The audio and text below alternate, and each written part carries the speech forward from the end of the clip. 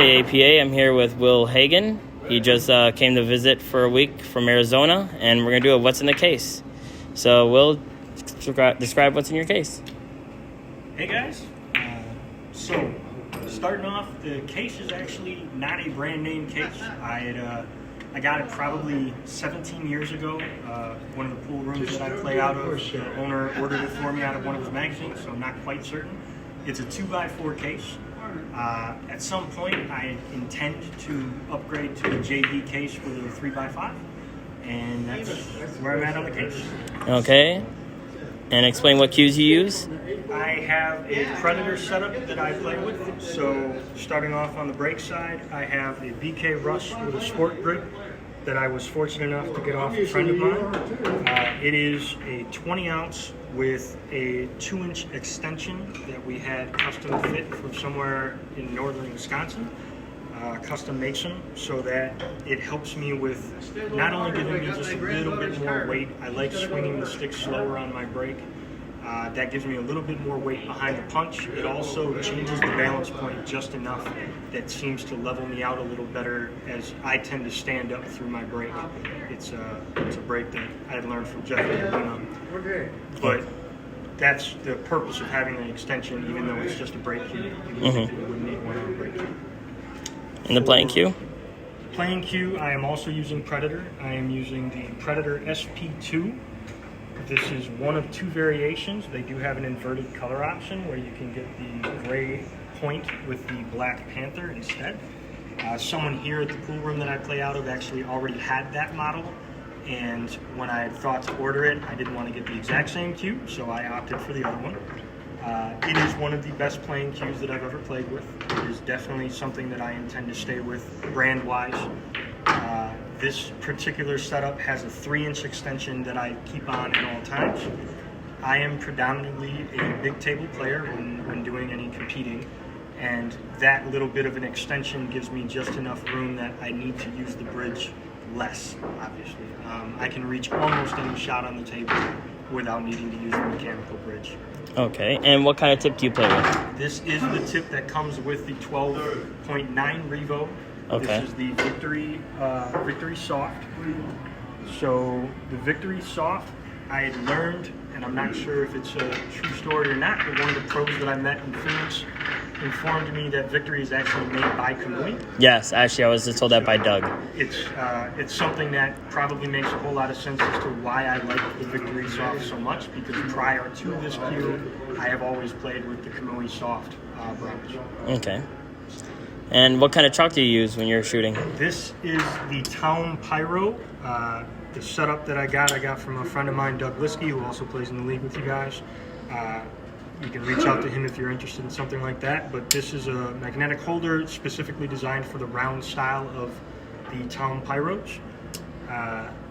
It is a brand of chalk that was introduced to me when I was taking lessons from Tyler Steyer, and has definitely been my staple go-to chalk since trying it. Reason for liking that chalk over any other, because I know a lot of people are of the mindset that chalk is chalk, it doesn't matter. For those that don't know, chalk is actually a powdered adhesive. It's meant to stick to the tip and allow the tip then to grab and spin the cue ball rather than glancing off of it. The force that the leather tip hits the cue ball causes it to gloss over it, which is then why you'll get the miscue and the tink noise that everyone cringes about so much. So the chalk plays a big role in how well the tip will hold the chalk and how effective it is to the striking the cue ball. What I really like about the Town chalk is that it is cleaner. So you'll notice that there's chalk marks all over tables that don't get brushed properly, or people that like to turn them sideways. Good etiquette, by the way, is to put them chalk up. But the Town chalk is cleaner, and it doesn't rub off as much on my clothes or my hands or the rail or anything else when I use it. And you also have a tip tool over here. I do. This started off with me. It's the brand that started it was, I think, Kamui, and they called it Gator Grip, but essentially this is an off-brand of that. You can find them online for, I think, anywhere from $12 to $20, but essentially it's a metal piece of sandpaper, so it's metal that has been got engravements or grittiness to it, and you just simply take it and you spin the cue and you roll it over the tip. It gently agitates the chip the tip rather than gouging into it like the scuffers and the tip picks do.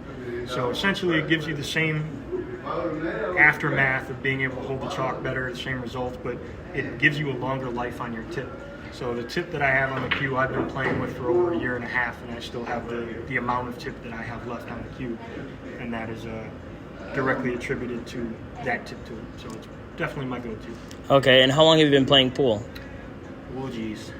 I've been playing for about 22 years, 22, 23. And in league, how long have you been playing for? I'd have to look and see where my tenure is on the APA, but Okay. I think it's somewhere in the 10 to 12 years, I think. And then just competitive pool-wise, I've been playing for roughly 18. Okay, and what got you into pool? I started playing pool as a way to connect with my father. It was something that came a little bit later in life. I was about 16 when I started to. My old man was a big pool player and always tried to push me as a child to play, and I hated it because I always felt like he was picking on me. And then after he had passed away, I inherited his pool cues. Oh, wow. And I was an angry youth and skipping school, as we do. And I wandered into a pool hall one day and just never wandered out. And it became my way of staying today. Okay, and one last question. For players up and coming that want to improve, what do you think are some good tips that will help them improve their game? The best advice I can give you for if you're serious about advancing in the game and playing more serious would be, first, determine how far you want to take the game. Because setting goals that are unrealistic, that you're not willing to invest in, are only going to set you up for failure and frustrate you.